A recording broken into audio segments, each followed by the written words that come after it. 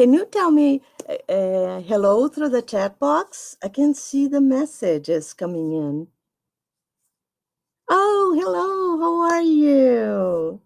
Well, great to see you all.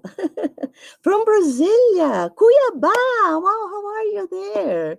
I think it's warmer than in São Paulo, right? São Paulo is really cold at this time. Ifigênia, how are you? Great to see you here. Wow, from Rio Grande do Sul, Turkey. Wow, that's great. Wow, we have people from different places, from São Paulo as well. That's great. Oh, wonderful. Well, it's great to see you all. Bahia, too. Cusco, Peru. Wow, that's great. Oh, I miss you too. Wow, from Rio, too. That's so great. Well, it's good to have you all here. Well, it's been a while, right, since I last presented a webinar here at Giselle. So I thank Giselle very much for the invitation. It's great to see you all. And today, I am going to talk about young learners, but very young learners. How many of you teach young learners, especially learners in pre-primary level? Yes, it's very cold in São Paulo. I totally agree. I'm freezing in here. Oh, you do? Great. Because today we are specifically talking about very young learners. So I'm not even going to mention activities for primary classroom. We are talking about these very young learners here today, right?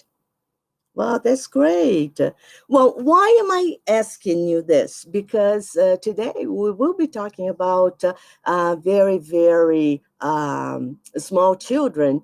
And the idea is to, let's say, live a little bit of the activities that we perform in the classroom. So I want you to leave this adult part of your personality outside and let the child inside of you bloom a little bit, because I want to do some activities and I am counting on your participation. Okay?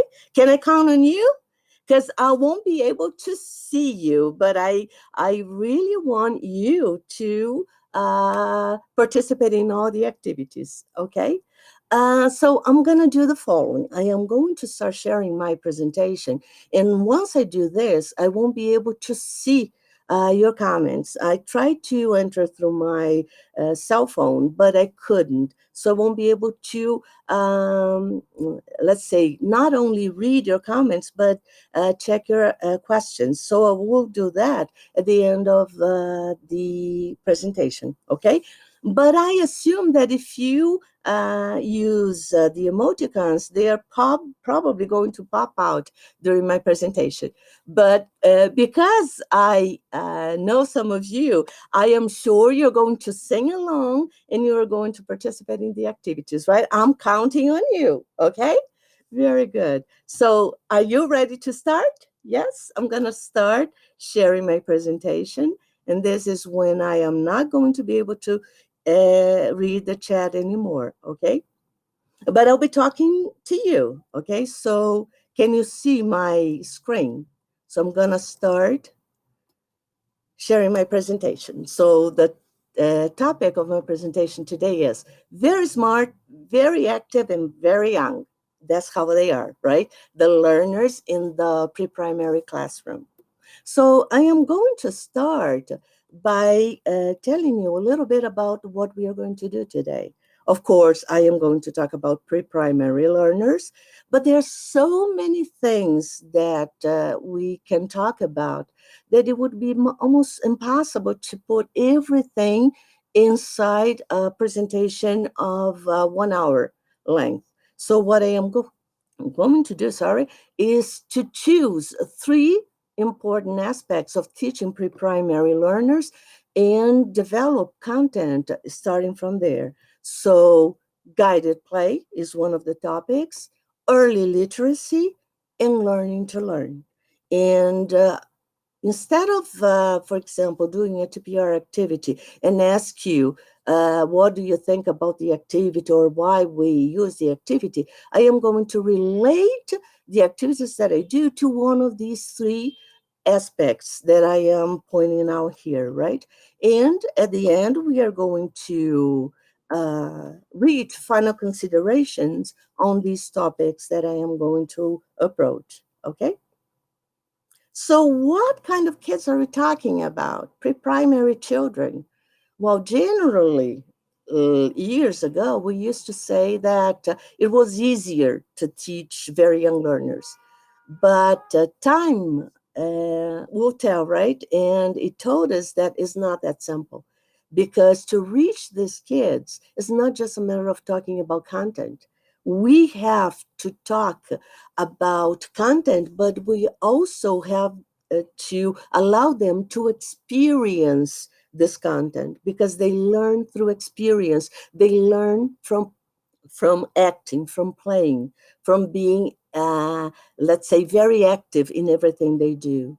We have to give them the possibility of discover new things.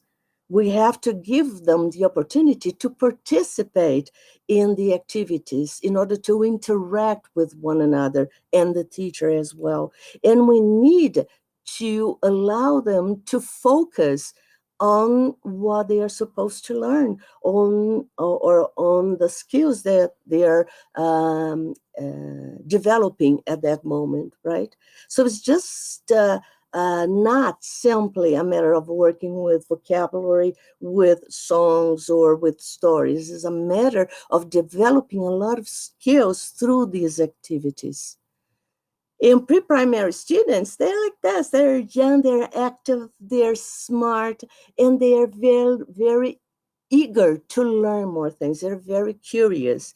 And if we think about activities, wow, there's so many activities related to teaching young learners, especially pre-primary learners, that I am not going to talk about why songs, why stories, why crafts. I am going to show you why we use them, and I'm going to relate them to what I want to present today. For example, what do you like? I like juice. Yum, yum, yum. And I like sandwiches. I like cookies and water too. I like apples. Yum, yum, yum. Okay, I like juice. Yum, yum, yum. I like sandwiches. Huh, huh, huh. I like cookies and water too. I like apples. Yum, yum, yum. I don't like bananas. No, no, no. I don't like juice. No, no, no. Oh, no. Oh, no. Oh, no. Right? Okay, now it's your turn to do this with me, okay? I like juice. Yum, yum, yum. I like sandwiches. I like cookies and water too. I like apples. Yum, yum, yum. I don't like bananas. I don't like juice. Milk. Oh no. Oh no. Oh no. Again. I like juice. Yum, yum, yum. I like sandwiches. I like cookies and water too. I like apples. Yum, yum, yum. I don't like bananas. I don't like milk. Oh no. Oh no. Oh no.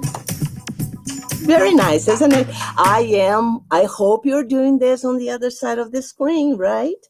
Okay, so this is a very, very Students book. nice activity. And the idea is to work, of course, with food. And if you look here, I have a comprehension activity.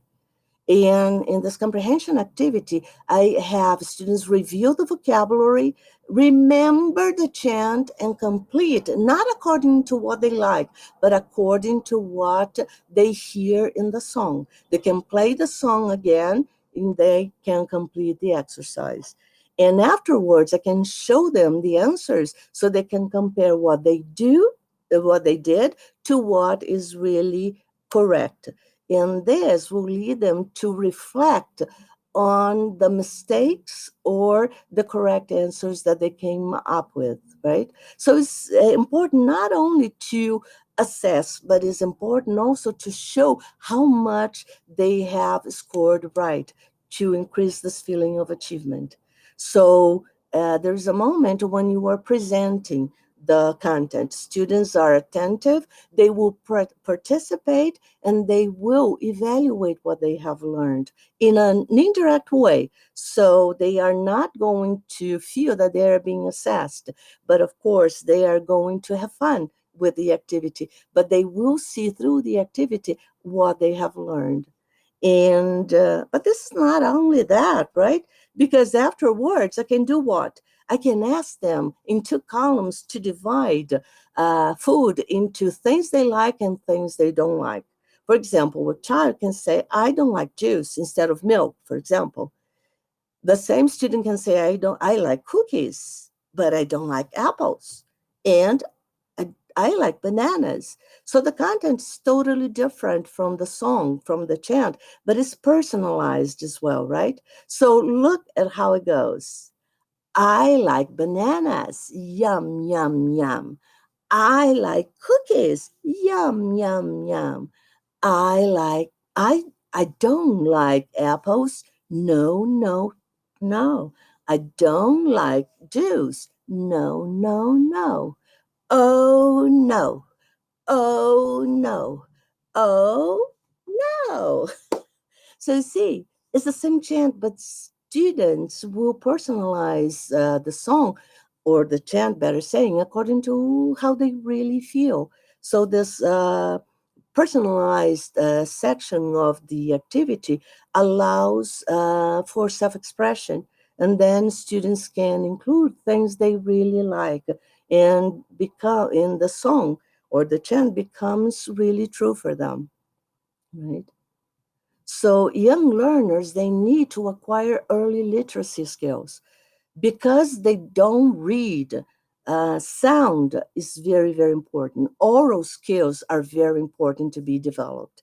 And it can be developed through a wide range of activities like songs, chants, stories, rhymes, etc. Right? And play activities in the classroom as well, right? The idea is to develop not only language, but also early, creative, critical, and communication skills through guided play. And this is something very, very important because kids are not there just to learn the content. There are many things that they have to work with, not only in terms of intellectual development, cognitive development, but we are talking also about social emotional development and physical development as well, right? These kids, they need to learn these skills in order to be able to become confident. And this confidence will make them independent. And we are paving their way through primary level.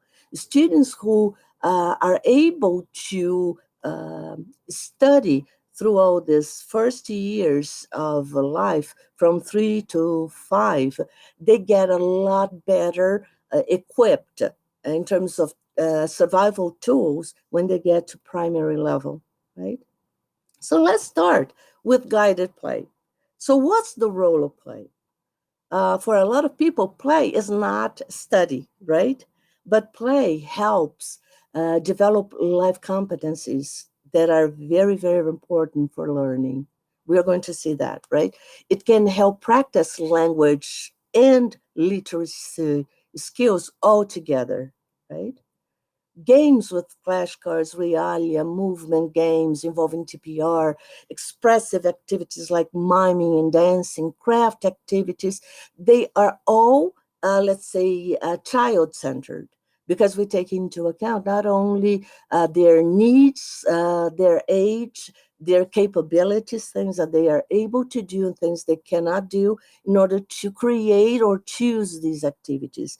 But the activities, they have some of them to be child-led.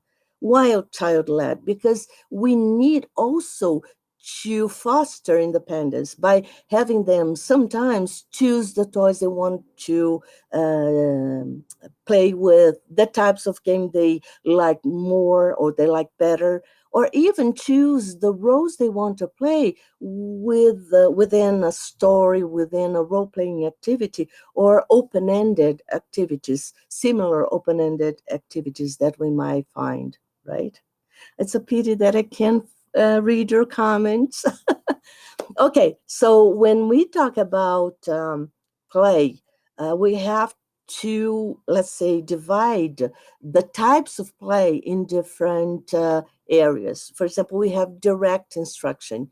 And although it seems kind of old fashioned, we have a lot of times or institutions that still find it better to work this way. So the teacher gives all the instruction, and the students are attentive, but they simply follow the rules or follow the instructions given by the teacher. So basically, the one who controls everything is the teacher. But we also have free play when students are playing by themselves. So let's say you're working with food and you give them flashcards and they keep working, looking at the pictures, and they decide what to do and how they are going to do that. And we have what we call guided play, when the teacher initiates the activity by giving all the information that is necessary, and students will keep up with the activity, contributing, actively participating in what is going on in the activity. Sorry, I forgot to turn off the audio from my cell phone. So all these three can be used, and the thing is that guided play or discovery learning, as they are called, uh, as it is called, involves active learners, where children have to extract and construct knowledge. This makes a lot more sense for us, right? But of course, in direct instruction, children are passive recipients of knowledge that they have to reproduce. So that means they will listen to the content and they will simply reproduce the content that was given. And then the level of knowledge would be kind of shallow, right? Because they are not experiencing the content really. Although it is like deductive approach, you were teaching or showing them what they're supposed to do. This is quoted from Weisberg, right? So there was an experiment with shapes where researchers they conducted an experiment using these different types of play, and they used shapes. And groups in direct instruction, they were taught about the properties of different types of shapes. In guided play, the researcher taught children in a playful way about the properties of the different shapes. And the third group, the children were exposed to shape stimuli, and they had, for example, for the same time as direct instruction, for the guided play and the direct instruction groups. So they all had the same time to work with the shapes, one with direct instructions, one with guided support, and the other one simply played with the shapes. So basically, what changes here is the level of support that was given, right?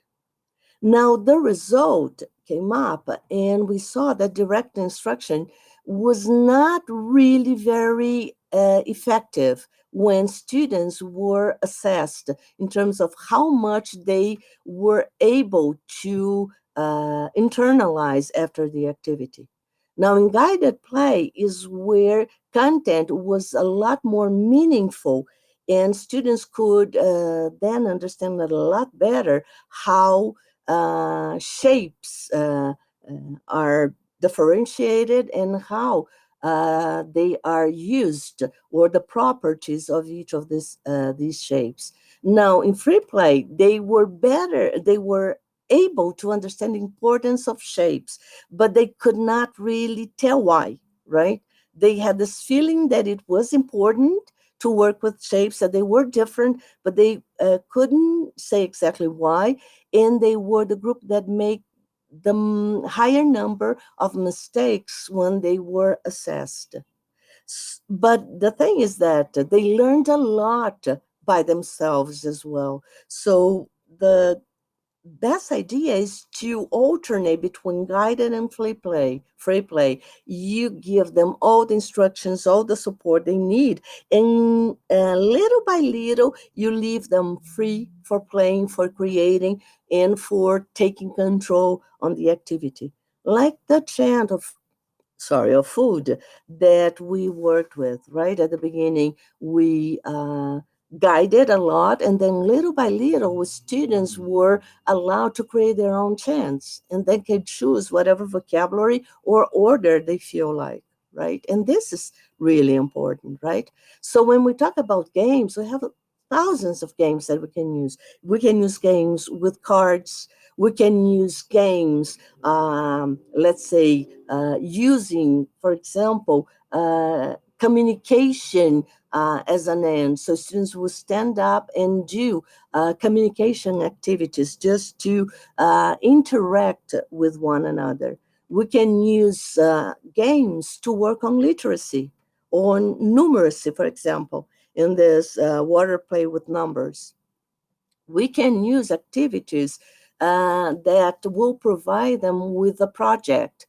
And in this case, they will work a lot more than simply one specific topic of language, but they will develop other skills as well. We have games where we can work with rhymes, with poems, for example, and even TPR activities. They are very different, very, very different from one another, because they work with different types of content and they activate different types of strategies. So we are catering for different types of intelligences as well. But it's not just a matter of choosing games to use in the classroom. The idea is to use games that will support the topic that you are developing in your classes. It's not a game per game, just for simply playing, but to focus on the skills these students need to develop, right?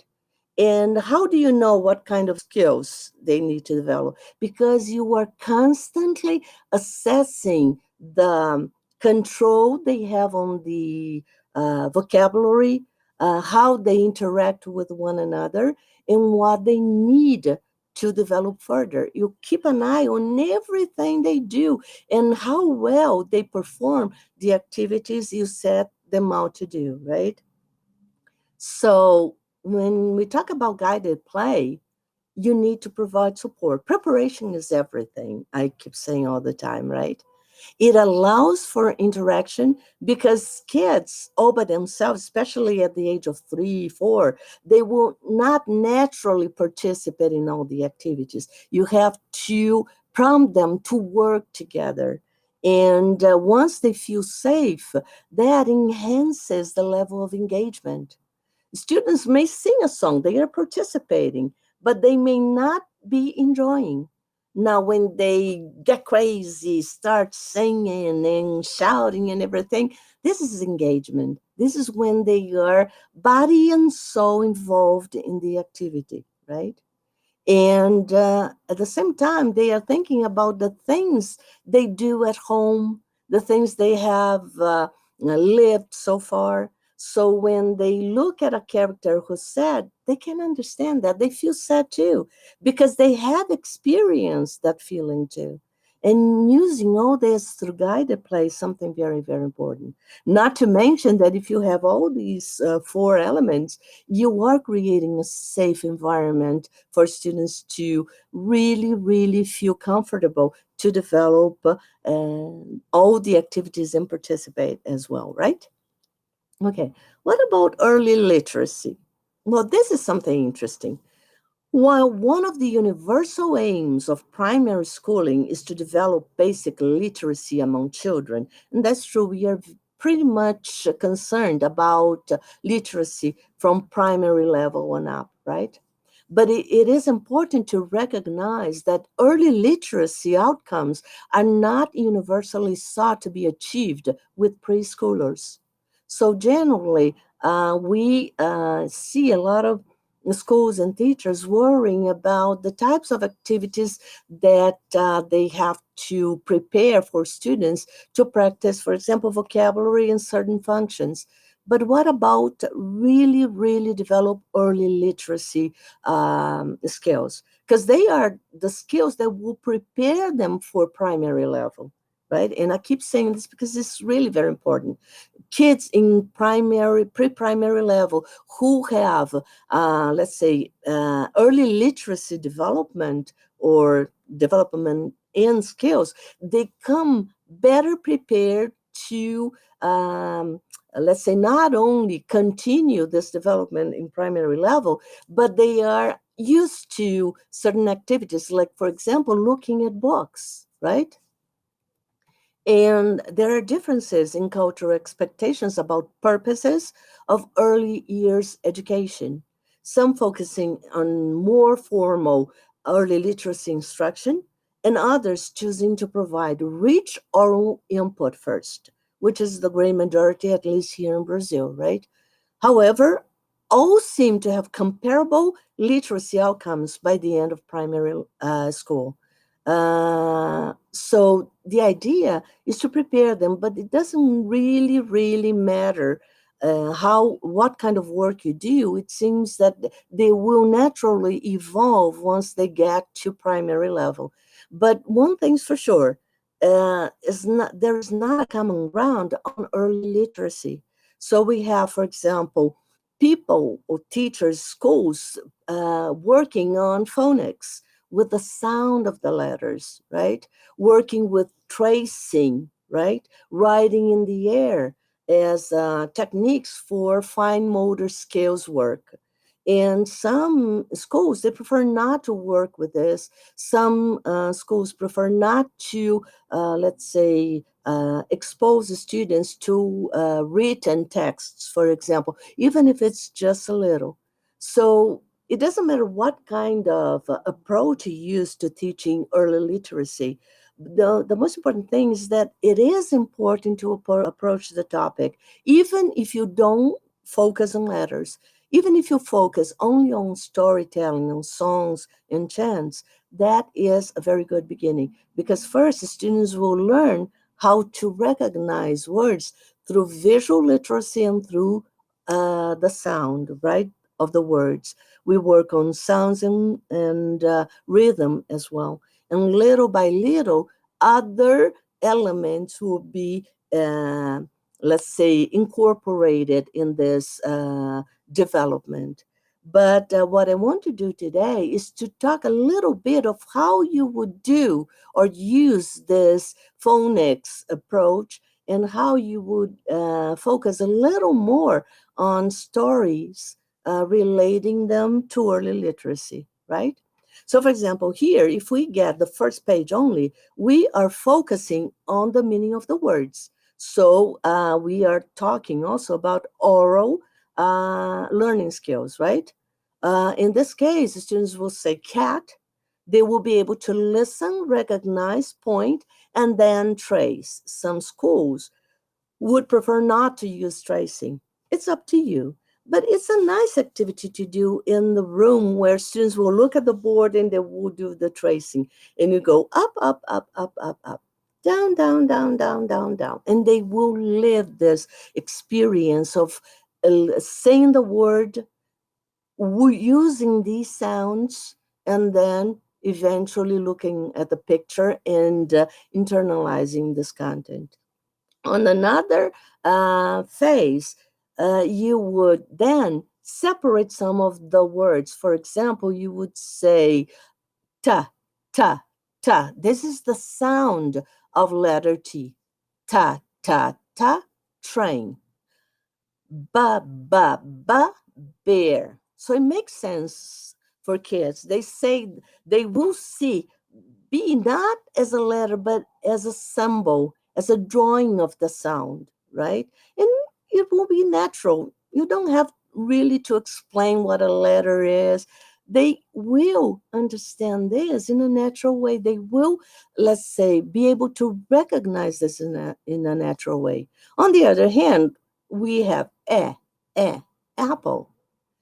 So we are working with sounds. We are not working with the alphabet. We are not teaching them how the letters are, the name of the letters. We are not teaching them the letters in alphabetical order. We are teaching the sounds of the letter. So imagine A is the name of the letter. A, A, A is for apple.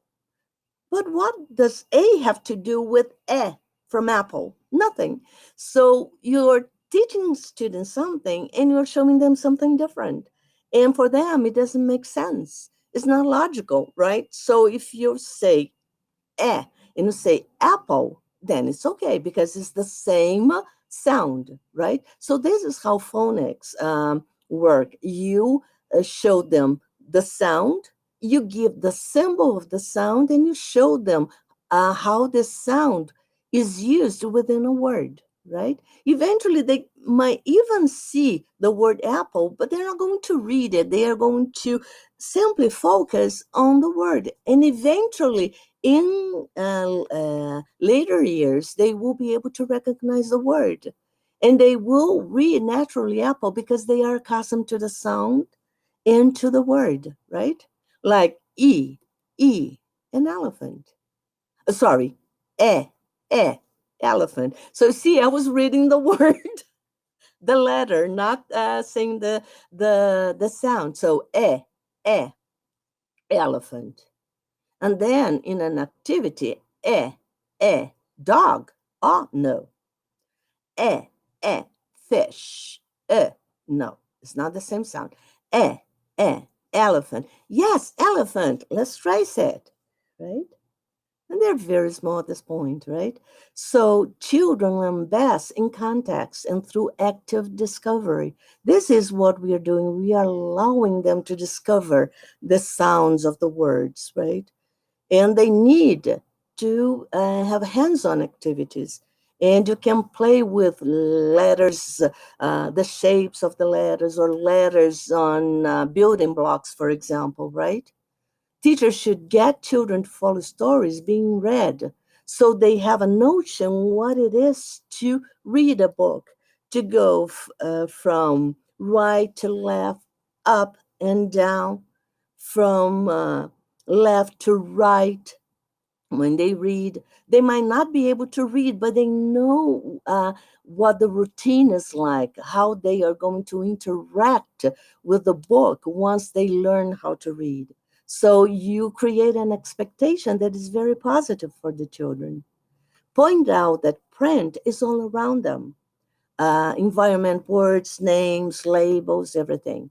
Get learners into the habit of looking with intent to recognize patterns in print. Eventually, they will be able to recognize one or two words that they have seen quite a lot in the classroom. Not read, but simply recognize the drawing of the symbol. Break it down into sounds and sound pictures. A, apple. Apple. At the beginning, you have only the apple. Eventually, when they get closer to primary level, they might see the word apple written. You're not asking them to be able to recognize the word, the letters, but they will create a connection between the sound and the sound pictures, so to speak, right? Air write words or writing words on the in the air or on their friend's back is a very nice work for fine motor skills. It precedes writing, right? And they make sense out of the letters, right? And be multisensory. Get children to experience words with all their senses. How you hear, look, say, how you interact with these words in different ways. And this will create this exposure they need in order to be able to get accustomed to the content. And not only that, be willing to get to learn a little bit more. Now, look at this: rabbit, fish, dog, and cat, right? Again, rabbit, fish, dog, and cat. I can read your questions, but you're probably saying, where's the cat? Yes, where's the cat? Where's the cat? Please find the cat. Okay.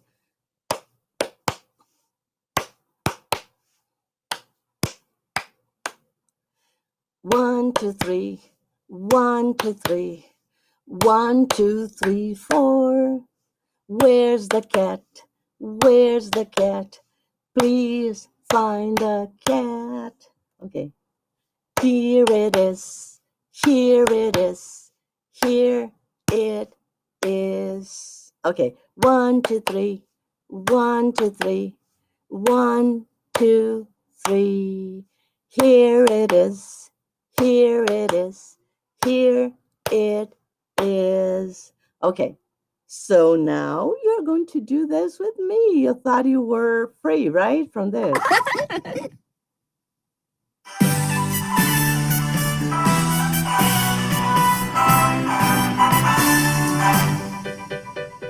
Where's the cat? Where's the cat? Please find the cat.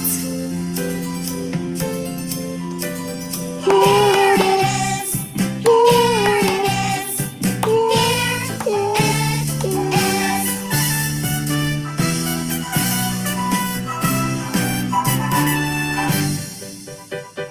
Where's the dog? Where's the dog? Please Find the dog. Here it is. Here it is. Here it is.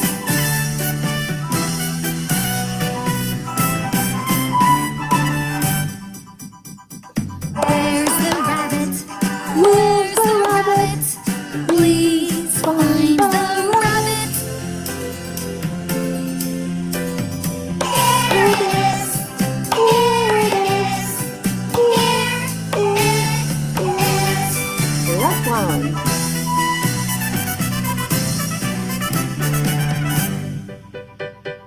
Where's the fish? Where's the fish? Please find the fish. Here it is. Here it is. Here it is. Very nice, isn't it? And guess what? Where's the cat? Where's the cat? Please find the cat. So this is the pattern. 1, 2, 3. Student's book. 1, Ye- 1, 2, 3. 1, 2, 3. 1, 2, 3, 4. Here it is. So 1, 2, 3. 1, 2, 3. 1, 2, 3. So basically, this is a pattern in pronunciation, and they will be taught how to respect this. So they are learning the sounds and the rhythm of the content. But this is not only that. We have the animals. Now I want you to tell me if you like them. For example, I like cats. I like dogs. But when you see a dog, when you see fish, or when you see any of these animals, you have to say, I like this. I like cats. I like dogs. Let's have a look.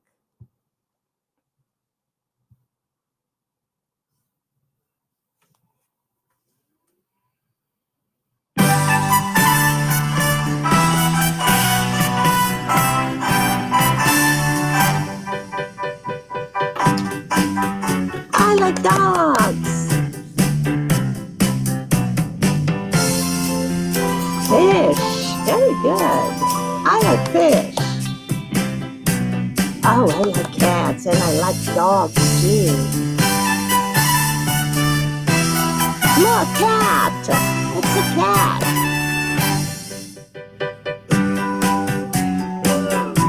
Oh, what a cute cat. I like cats. What's this? Is it a cat? Oh, it's a rabbit. I like rabbits. Do you like rabbits? He looks like a dog, but it's a cat. Look at what a cute cat. Wow, I like dogs too. So here we are using video, but as input with vocabulary they already have learned, right? So they can refer back, they can shout the words, they can point, they can use cards up for the animals that they are able to recognize. So the aim of literacy instruction should be to turn listeners into readers and ultimately to enable children to read independently, not during pre-primary level, but afterwards during primary level. So all literacy related activities need to foster a positive attitude towards literacy, right? And encourage engagement with spoken and printed text. And this engagement can be achieved by establishing joint attention, imitation, repetition. This is Picky Peter, and he's picky with food. His mom brings what? Can you see? Apples and bananas. Do you like apples and bananas? Yes, I like them too, but not Picky Peter. He says, "Oh, thank you, Mom, but I don't like bananas and I don't like apples."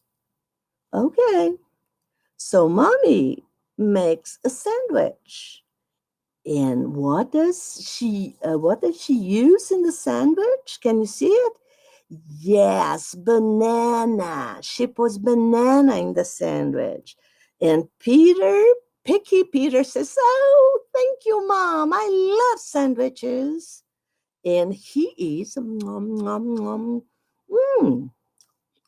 Mom, what's this? It's banana. Oh. Mm. Mm. Mom makes cookies. And what does she use for the cookies? Yeah, she uses apples. Wow, cookies! I like cookies, Mom. Thank you. Oh, Mom, what's this? That's apple. Mm, mm. So later, Mom, I like bananas and I like apples too. Thank you. So here we are working a lot more than simply vocabulary, a lot more than simply exposing students to the content. We are working also on their behavior, right? Because we are showing how Picky Peter is behaving, and they are going to check his behavior and say, well, this is not a good behavior. So see, he likes bananas and apples in the end. So they are going to reflect on the story, and later on they will do an exercise. And here they have to circle what Picky Peter likes. And at the beginning, it seems that it's only cookies and sandwiches. But when they see the result, Peter likes all of them. So they are going to think, so first I have to taste before saying you don't like something, right? Okay. So teachers should encourage oral language development in the early years of English foreign language learning by exposing learners to a wealth of listening activities: songs, chants, rhythm, games, rhymes, poetry, stories, giving information about the meanings and contexts of new words to expand oral vocabulary, employing play-based learning such as pretend play, They can pretend that they are learning, they are reading a book, for example, right? Drawing, creating, using the flashcards for show and tell, right? And encouraging engagement, reflection, and self-expression as well. So when we are talking about learning to learn, we are talking about competencies. So Cambridge came up after a long research, a very thorough research, with a framework for life competencies. And these competencies, they have core areas, but these core areas are different from every or each age target. So when we talk about learning to learn, these are the three competencies related to learning to learn: practical skills for participating in learning, taking control of own learning, and reflecting on and evaluating own learning success. That will lead to independence, to self-regulation. When students learn what they are um, supposed to do, what things they should not do, and how they have to work together with the others, right? With their peers. And that has to do with social, emotional development as well, which is important at this age, right? So here we have, for example, on and under, on and under. We teach this concept.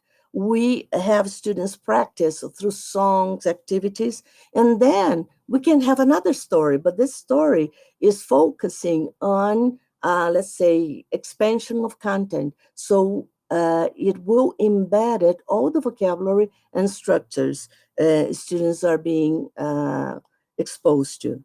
So, for example, here's Cam, and she has two toys, Pippa and Pop, and she's dreaming.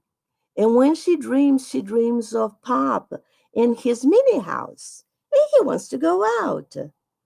But look, oh no, a cat. Remember Tom and Jerry? Tom and Jerry? Oh no. And Pippa asks, what's the matter? There's a cat there. Where's the cat? It's under the table. Pop, please close the door fast, right?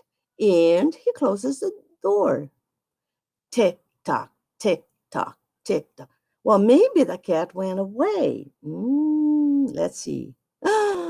Oh, it's there. And where is the cat, Pop? Pippa, the cat is under the chair. And because of time constraints, I'm going to cut the story short. And every time the cat is somewhere else. And of course, you are using students' ability, or your build students' ability to infer, is the cat there? Is Pop and Pippa going out? Close the door, Pop, and so on and so forth, until in the end he gets very, very close. But this is a cat, a good cat. It's called Tinks, right? His name is Tinks. He's not going to hurt Pippa and Pop, but they don't know that, right? So they better stay home. Of course, I did this very, very quickly, but then they have a reading comprehension exercise. In here, they work with vocabulary, they work with structure, with the functions, right? But they also work with literacy skills, early literacy skills. And then we have what we call the wow factor. What's the wow factor? Imagine having this story on video. I'm gonna go a little bit up, further down, Sleep, right? it's under the table. Oh,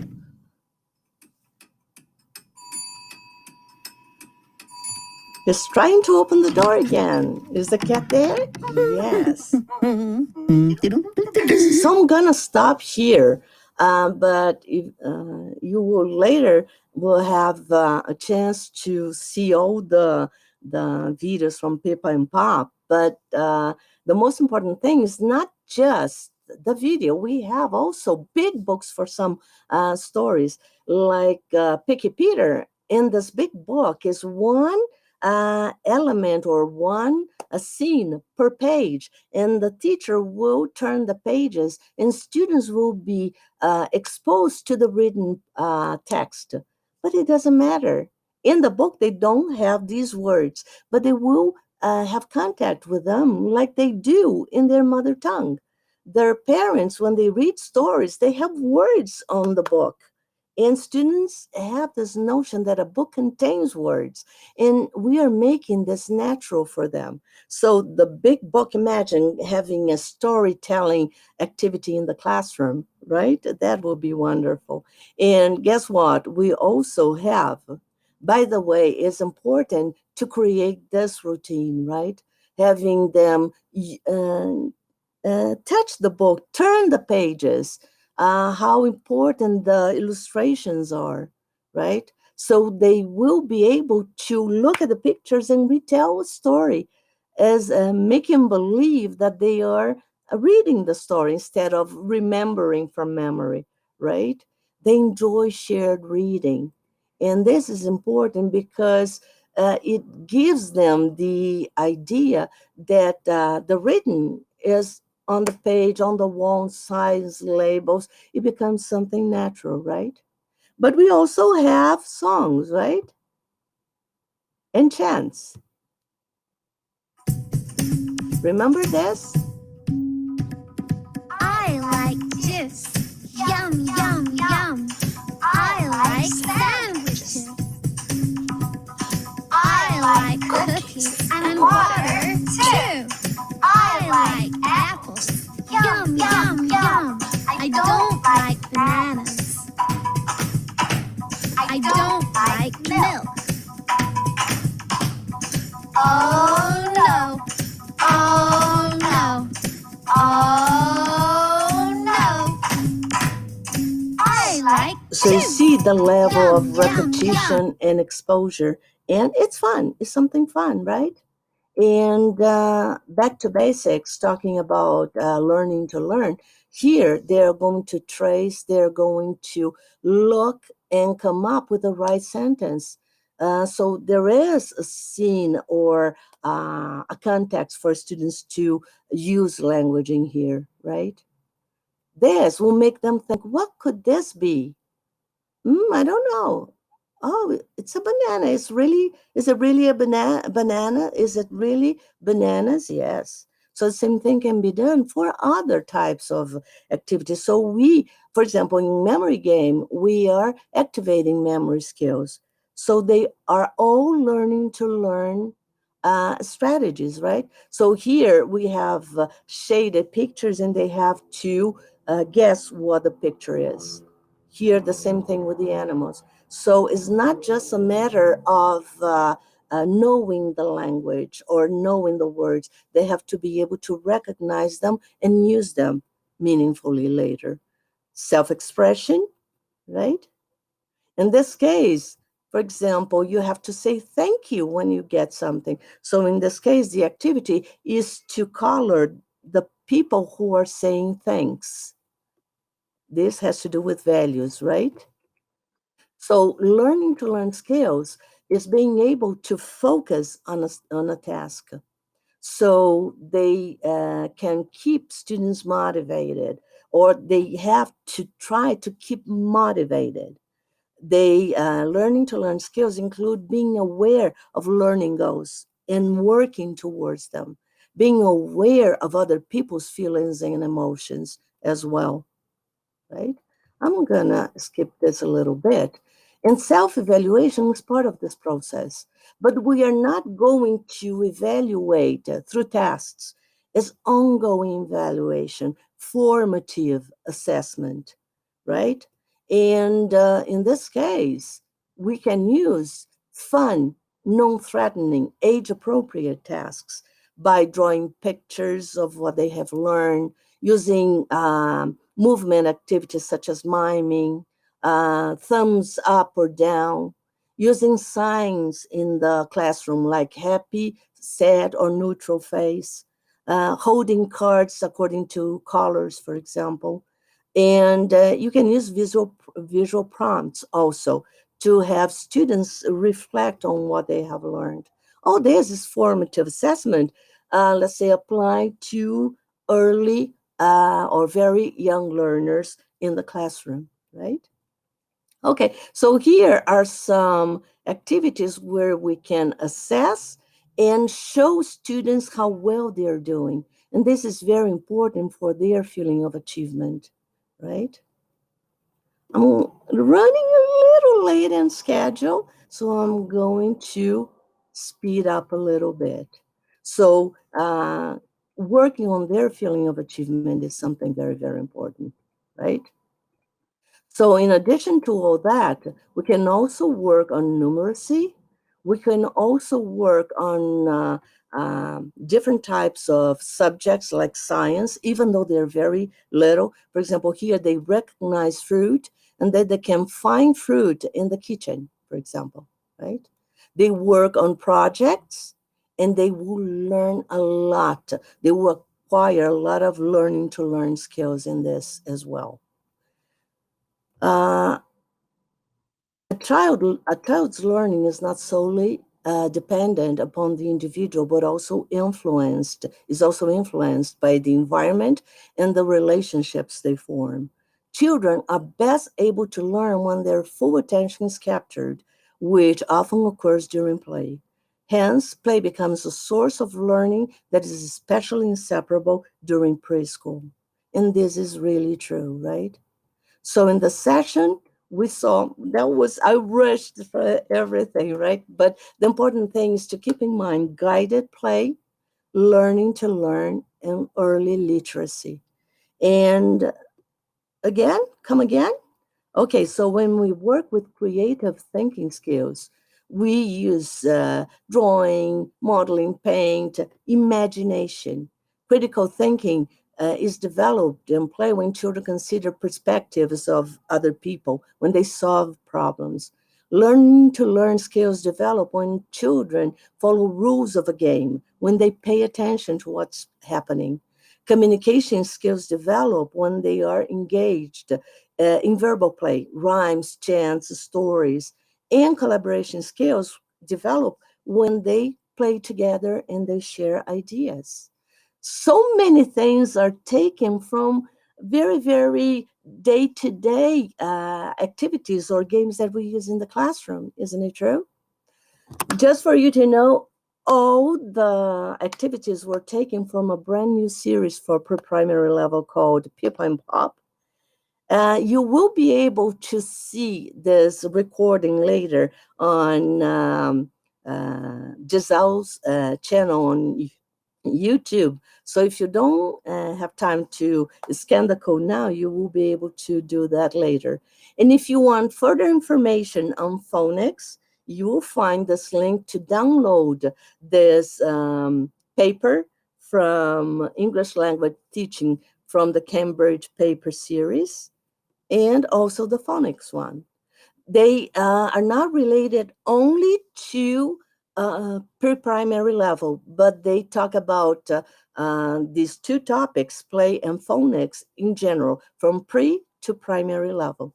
Okay?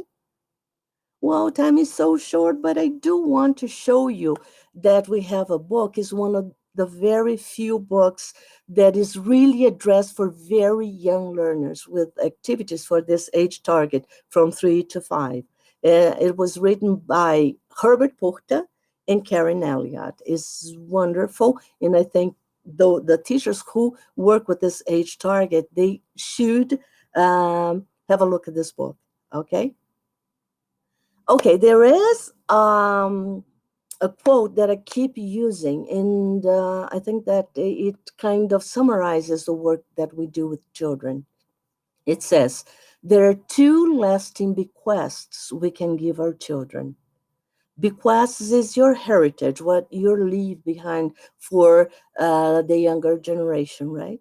So these two lasting bequests that we give, one is roots and the other is wings. So this is what we are catering for when we teach these children. This was said by Haddon Carter Jr., American journalist, author, and a Pulitzer Prize winner. So keep that in mind. I think that we all share this passion for teaching kids, right? Okay, so this is an activity, of course, that students are. Okay, hold on a second. I have to finish. I have to finish. Hold on. Okay. Okay, so how are you kind to animals? Okay, okay. I'm sorry. I have to. Uh, I know that I'm kind of late, but I need to show you a friend of mine. Come on, say hi to them. This is Pippa. Hello, my name is Pippa. Okay, now you said hello. Now you have no. I want to sing no song. I'm late already. No, I want to sing a song. Please let me sing do you want to sing a song? Yes. Okay. Oh, no, they want to sing a song. Okay, but it has to be very short. Okay. Okay. Do you like bananas? If you really like bananas, touch your ears. Come on, 1, 2. If you really like bananas, touch your ears. 1, 2. If you really like bananas, yes, you really like bananas. If you really like bananas, touch your ears. 1, 2. If you really like apples, touch your nose. 1, 2. If you really like apples, touch your nose. 1, 2. If you really like apples, and you really like apples, if you really like apples, touch your nut. 1, 2. Are you doing this? If you really like cookies, wave your arms. If you really like cookies, wave your arms. If you really like cookies, yes, you really like cookies. If you really like cookies, wave your hands and send a kiss. Mwah, mwah, mwah. So this is adapted, right, from this. I'm sure you can do this a lot better than I do. So I thank you very much. I know I'm late, so I won't be able to answer your questions, but I promise you something, right, Pippa? Yes, you always keep your promises. Okay, so I'm giving you my email address. So please send us any questions you might have, any comments you might have. We are waiting for their mail, right? Yes, please write us, write us. I'm waiting for your email. Okay, so thank you very much. Sorry for the extra 6 minutes. Thank you very much for your participation. On behalf of Cambridge and on behalf of Giselle, I really appreciate your participation. I'm going to read all the messages later, okay, deal? And don't forget, the certificates from this session will be sent by email by Giselle later. And you can rewatch the session on Giselle channel through YouTube. Okay. Thank you very much. Bye-bye. Bye.